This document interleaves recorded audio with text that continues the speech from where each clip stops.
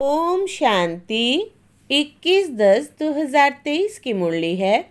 मुख्य रूप से बाबा ने कहा, इस समय सभी प्लान बनाते हैं, इतने साल में इतना अनाज पैदा करेंगे, नई दिल्ली नया भारत होगा। लेकिन तैयारियां मौत की करते रहते हैं। सारी दुनिया के गले में मौत का हार पड़ा है। कहावत है, नर चाहत कुछ और भई कुछ और की ओर। बाप का प्लान अपना है, मनुष्यों का प्लान अपना है। फिर कहा, सदा खुशी में तब रह सकेंगे जब पूरा निश्चय होगा कि हम भगवान उवाच ही सुनते हैं। आगे कहा, सच्चे सच्चे रूहानी सोशल आर्मी बन भारत को विकारों से सैल्वेज करना है। बाप का मददगार बन रूहानी सोशल सेवा करनी है। एक बाप से ही सत्य बातें सुननी है। Hear no evil, see no evil. इन आँखों से पिछाड़ी की सीन देखने के लिए योग युक्त बनना है। अब सुनते हैं महावाक्यों को विस्तार से। बाबा ने कहा, मीठे बच्चे सदा खुशी में तब रह सकेंगे जब पूरा निश्चय होगा कि हम भगवानुवाच ही सुनते हैं। स्वयं भगवान हमें पढ़ा रहे हैं। प्रश्न है, ड्रामा अनुसार इस समय सभी प्लान क्यों बनाते हैं और तैयारी कौन सी करते हैं? उत्तर, इस समय सभी प्लान बनाते हैं, इतने साल में इतना अनाज पैदा करेंगे, नई दिल्ली नया भारत होगा। लेकिन तैयारियां मौत की करते रहते हैं। सारी दुनिया के गले में मौत का हार पड़ा हुआ है। कहावत है, नर चाहत कुछ और भई कुछ और की ओर। बाप का प्लान अपना है, मनुष्यों का प्लान अपना है। गीत है, किसी ने अपना बना के मुझको। ओम शांति। निराकार भगवान उवाच ब्रह्मा तन द्वारा। यह पहली बात तो पक्की कर लेनी चाहिए कि यहाँ कोई मनुष्य नहीं पढ़ाते, निराकार भगवान पढ़ाते हैं। उनको हमेशा परम पिता परमात्मा शिव कहा जाता है। बनारस में शिव का मंदिर भी है ना। पहले पहले आत्मा को यह निश्चय होना चाहिए कि बेहद का बाप हमको पढ़ाते हैं। जब तक यह निश्चय नहीं तो मनुष्य कोई काम का नहीं है, कौड़ी तुल्य है। बाप को जानने से हीरे तुल्य बन जाते हैं। कौड़ी तुल्य भी भारत के मनुष्य बनते हैं, हीरे तुल्य भी भारत के मनुष्य बनते हैं। बाप आकर मनुष्य से देवता बनाते हैं। पहले जब तक यह निश्चय नहीं है कि भगवान पढ़ाते हैं, वो जैसे कि इस कॉलेज में बैठते हुए कुछ भी नहीं समझते हैं। वो खुशी का पारा नहीं चढ़ता। वो है हमारा मोस्ट बिलवेड बाप, जिसको भक्ति मार्ग में दुख के समय पुकारते थे, हे परमात्मा रहम करो। यह आत्मा कहती है। मनुष्य तो समझते नहीं कि लौकिक बाप होते हुए भी हम कौन से बाप को याद करते हैं। आत्मा मुख द्वारा कहती है, यह हमारा लौकिक बाप है, यह हमारा पारलौकिक बाप है।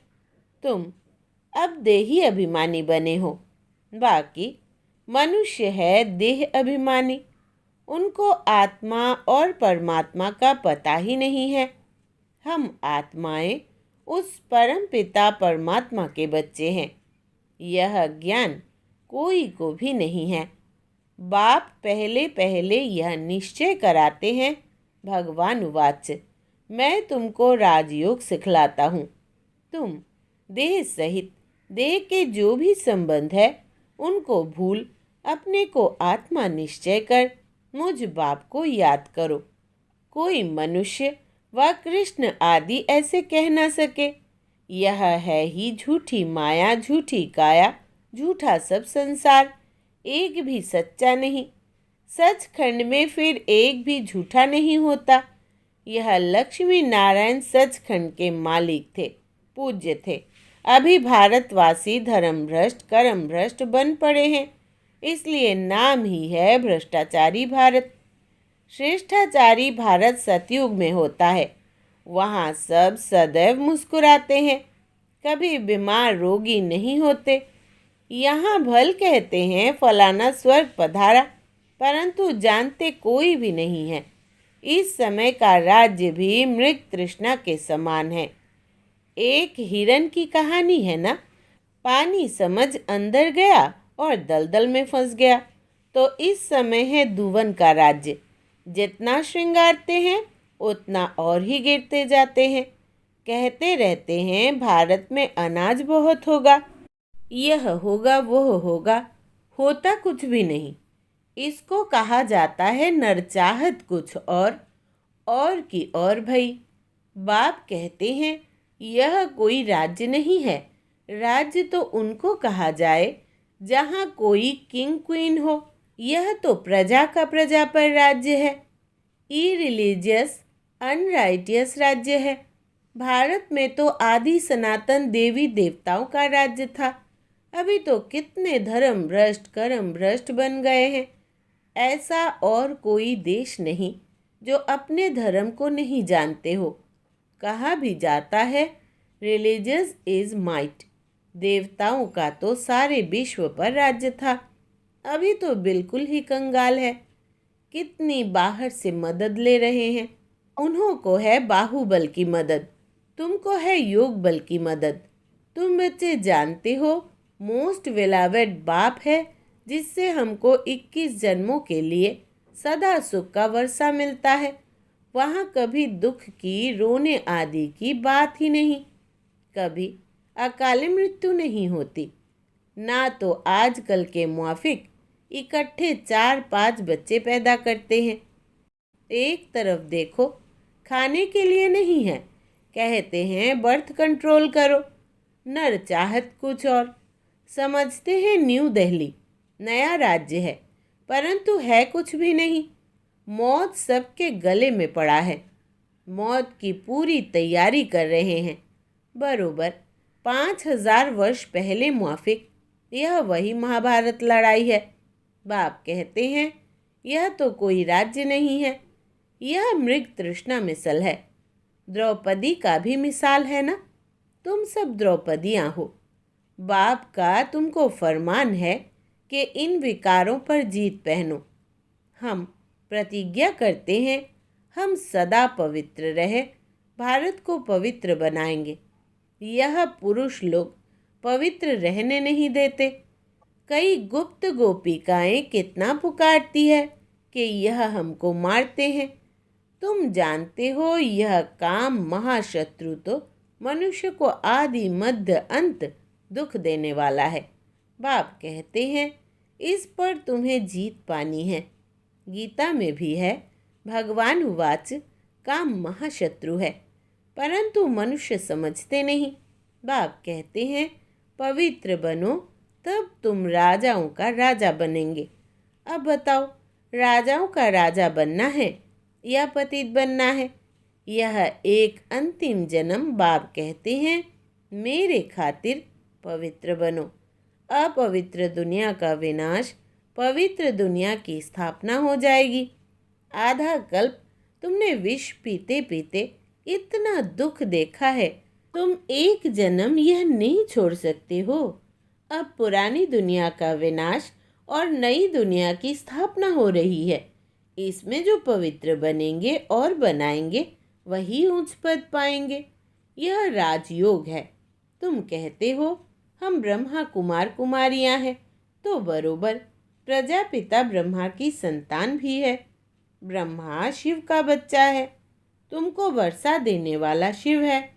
यह इनकॉर्पोरियल गॉड फादरली यूनिवर्सिटी है। वो हेवन स्थापन करने वाला, वर्षा देने वाला शिव है।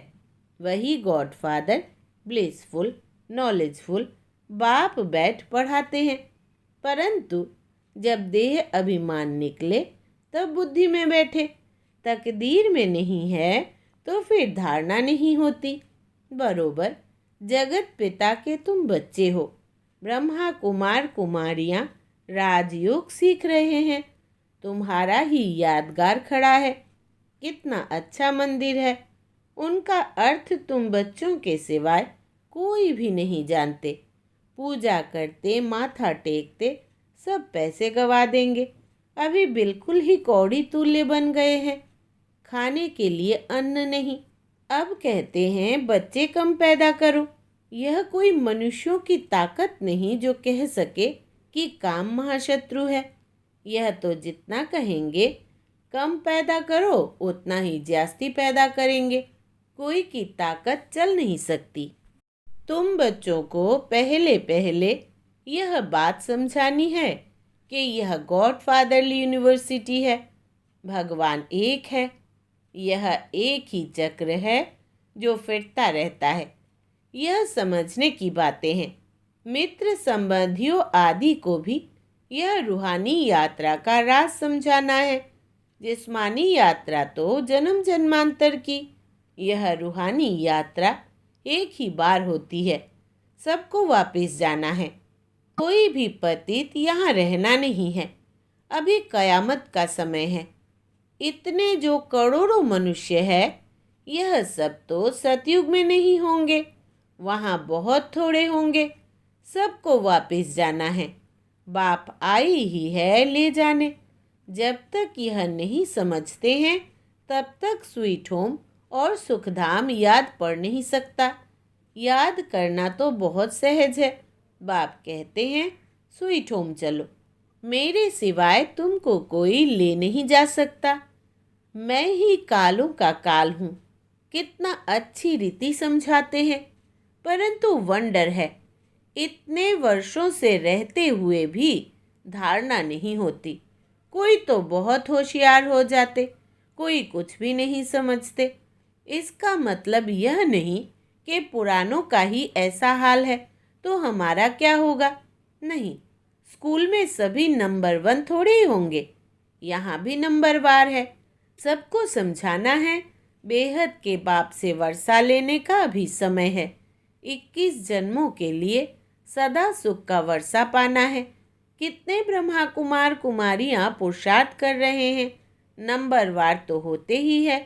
तुम जानते हो पतित पावन एक ही बाप है, बाकी सब है पतित। बाप कहते हैं सबका सद्गति दाता एक है। वही स्वर्ग की स्थापना करते हैं। फिर सिर्फ भारत ही रहेगा, बाकी सब विनाश हो जाएंगे।